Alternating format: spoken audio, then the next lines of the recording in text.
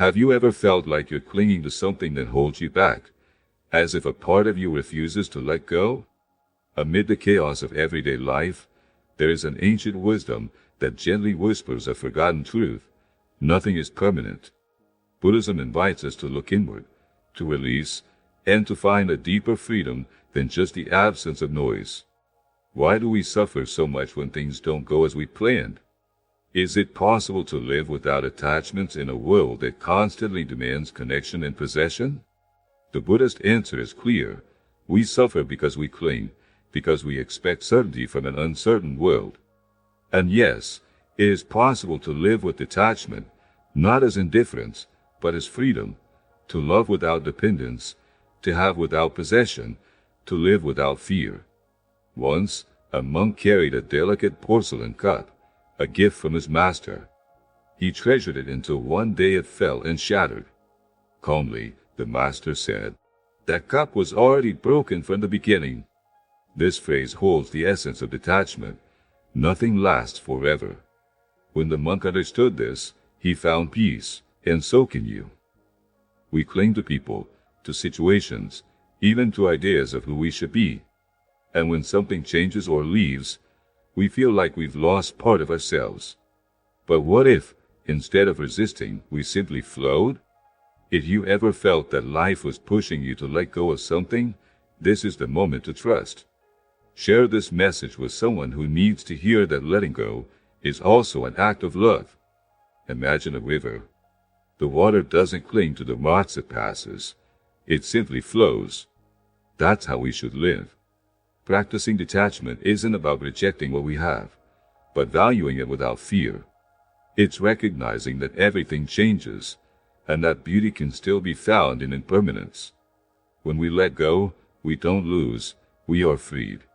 From expectations, from burdens, from past pain. And with that lightness, we begin to truly live. Radical acceptance. A disciple once complained to his master that life wasn't as he wanted. The master replied, "You suffer because you resist what is."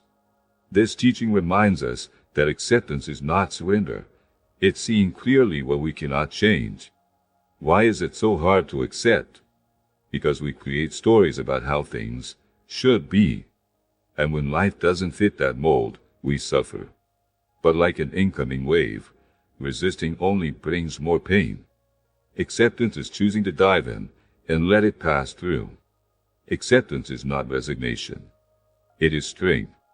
It's giving up the fight against the inevitable and choosing how to act from a place of calm. Wisdom is born from that clarity. Not everything depends on us, but how we respond does. Buddhist stories about fate and trust. A monk received a wild horse.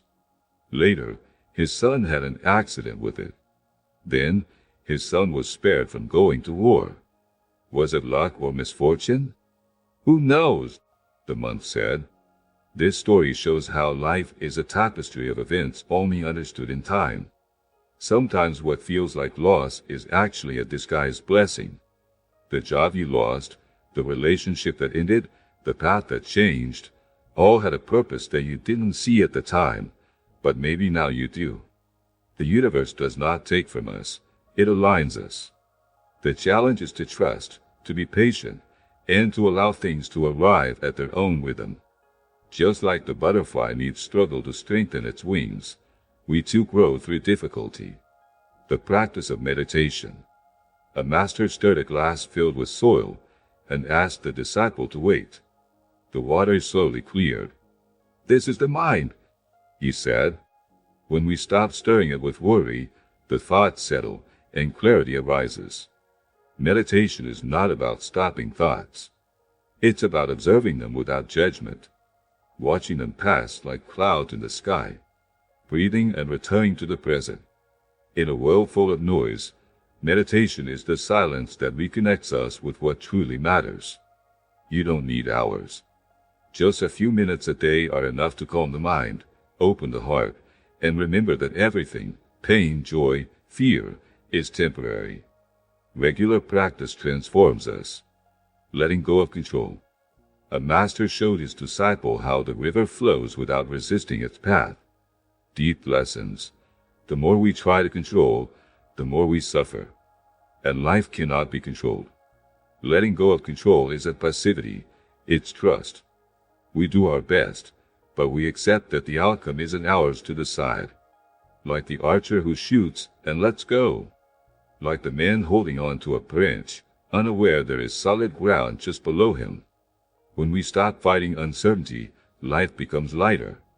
We open ourselves to what comes, unafraid, knowing we have the strength to face whatever arises. Compassion for yourself and others. A man full of guilt beat his chest. The monk said, "If you break your wings for failing, you will never fly again." Forgiveness begins within. We are too hard on ourselves. We punish our past mistakes. But self-compassion is not weakness. It is the fertile ground from which change can grow. You can't grow by tearing up your roots. The practice of loving kindness teaches us to say, "May I be well. May I be happy. May I live in peace." Then, to extend that wish to others, even those who have hurt us. Not to justify them, but to free ourselves from the chains of resentment. Letting go of resentment is dropping unnecessary stones from our path. It is ceasing to hold burning coals that only harm us. Compassion heals. And when we heal, we radiate peace. Integrating teachings into daily life. A disciple asked how long it would take to reach enlightenment. The master answered, "If you walk with haste, it will take longer. If you walk with patience, it will come sooner." Transformation isn't a destination, it's a journey. 1. Practice detachment. Love without owning, be grateful without clinging. Ask yourself, am I holding on out of love or fear? 2. Live from acceptance. Stop fighting what already is. Only from clarity can we act with wisdom. 3. Trust life. Every event has its purpose. Nothing is entirely good or bad. Everything changes. 4. Meditate regularly. Observe, breathe, release. It doesn't need to be perfect, just consistent. 5. Let go of control. Do your part, but trust the flow. Sometimes the best things arrive unplanned. 6. Be compassionate. Speak to yourself as you would to a friend. Treat others as part of you, because they are. Conclusion. Don't try to become enlightened overnight. Just walk. Let go a little more each day. Accept what is. Trust what comes. Meditate. Flow. Love without fear. And when you forget all of this, because you will, start again. That is the real path to remember to apply to live.